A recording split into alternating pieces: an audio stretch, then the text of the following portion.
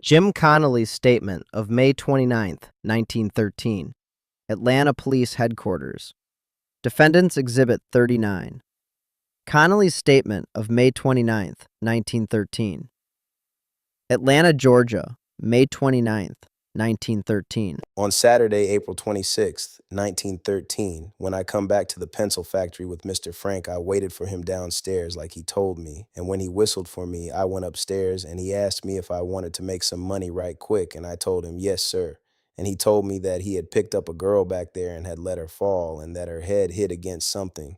He didn't know what it was, and for me to move her. And I hollered and told him the girl was dead, and he told me to pick her up and bring her to the elevator, and I told him I didn't have nothing to pick her up with, and he told me to go and look by the cotton box there and get a piece of cloth. And I got a big wide piece of cloth and come back there to the men's toilet where she was, and I tied her up and I taken her and brought her up there to a little dressing room, carrying her on my right shoulder, and she got too heavy for me and she slipped off my shoulder and fell on the floor right there at the dressing room, and I hollered for Mr. Frank to come there and help me, that she was too heavy for me, and Mr. Frank come down there and told me to pick her up, damn fool. And he run down there to me and he was excited, and he picked her up by the feet. Her head and feet were sticking out of the cloth, and then we brought her onto the elevator, Mr. Frank carrying her by the feet and me by the shoulders, and we brought her to the elevator. And then Mr. Frank says, wait, let me get the key.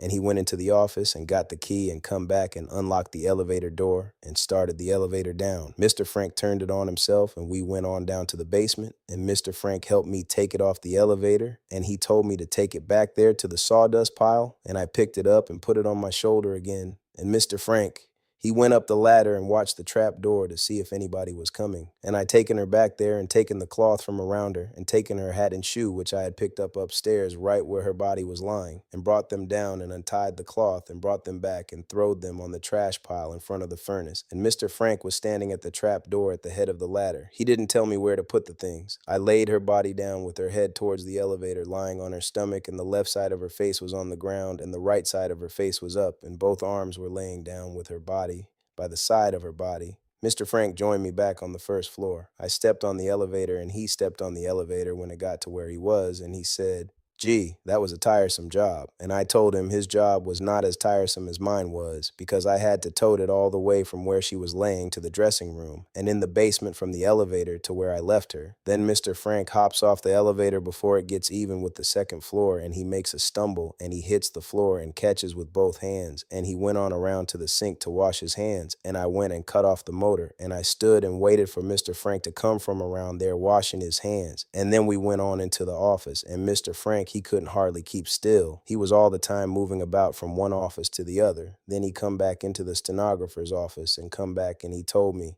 here comes Emma Clark and Corinthia Hall, I understood him to say.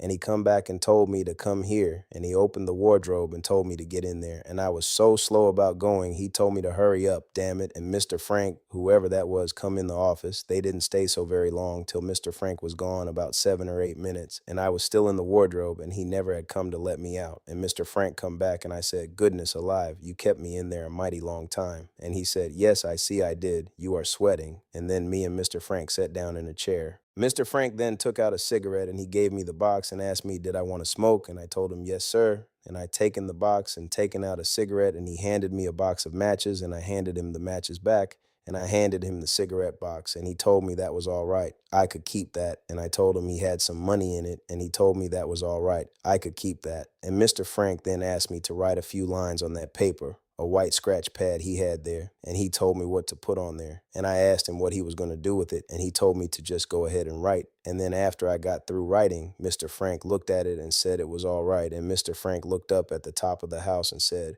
why should I hang? I have wealthy people in Brooklyn. And I asked him, what about me? And he told me that was all right about me, for me to keep my mouth shut, and he would make everything all right. And then I asked him where was the money he said he was going to give me. And Mr. Frank said, here is $200. And he handed me a big roll of greenback money, and I didn't count it. I stood there a little while looking at it in my hand, and I told Mr. Frank not to take another dollar for that watchman I owed, and he said he wouldn't, and the rest is just like I have told it before. The reason I have not told this before is I thought Mr. Frank would get out and help me out, but it seems that he is not going to get out, and I have decided to tell the whole truth about this matter. While I was looking at the money in my hands, Mr. Frank said, Let me have that, and I will make it all right with you Monday if I live and nothing happens. And he took the money back, and I asked him if that was the way he done, and he said he would give it back Monday. Signed, James Conley. Sworn to and subscribed before me this 29th day of May, 1913. Signed, GC February, Notary Public, Fulton County, Georgia.